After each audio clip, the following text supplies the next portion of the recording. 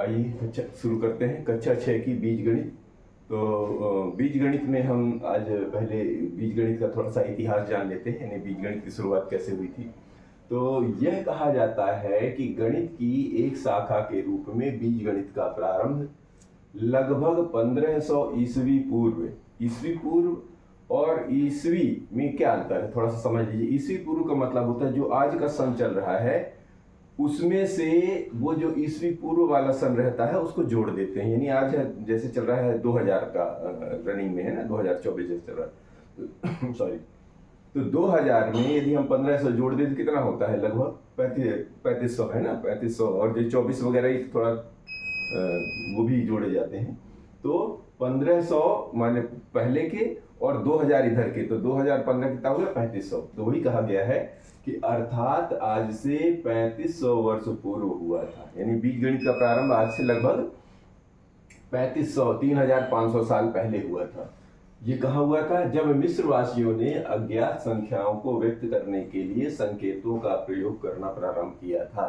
यानी ये शुरुआत में कहाँ से शुरू हुआ था, ये मिस्र देश है, अरब में मिस्र कंट्री पड़ती, वहां से शुरुआत हुआ था।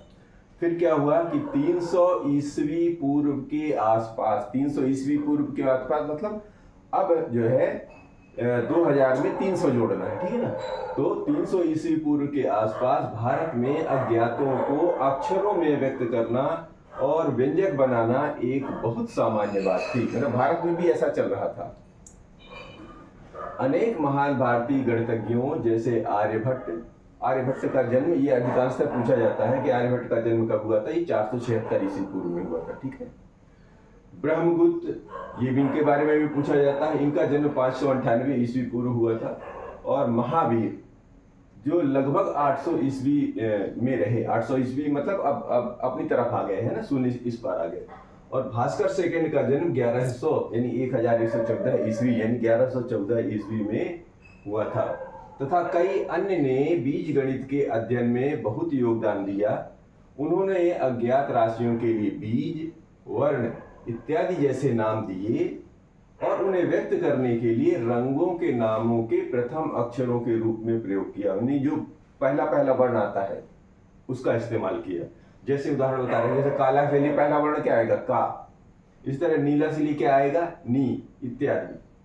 अब अलजेब्रा के लिए भारतीय नाम बीज गणित इन्हीं प्राचीन भारतीय गणितज्ञों के समय का काल है। यानी अलजेब्रा का जो नाम आया वो इन्हीं गणितज्ञों के बीच के समय के काल की वजह से अलजेब्रा आया। फिर क्या बता रहे हैं कि शब्द अलजेब्रा लगभग 850 ईस्वी में, यानी अलजेब्रा शब्द की रियल उत्पत्ति यानी बीजगणित शब्द की रियल जो उत्पत्ति हुई वो 825 ईस्वी में बगदाद कहाँ, ये इराक का एक शहर है, ठीक है।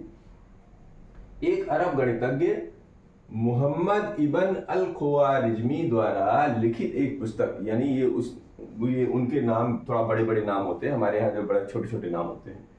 तो मोहम्मद इबन अल ख्वारिज़मी ये उनका नाम था, द्वारा लिखित एक पुस्तक अल जिबार वाल अल मुगाबलाह, ये किताब का नाम था। जैसे हमारे यहाँ छोटा शीर्षक रख देते हैं, वहाँ जो है थोड़ा सा अरबी भाषा में वो थोड़ा सा लंबा आ जाता है।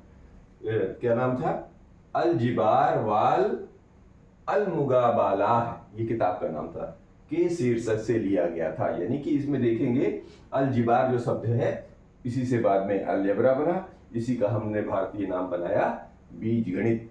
अब हम बीज गणित के बारे में विस्तार से कल से समझने की कोशिश करेंगे।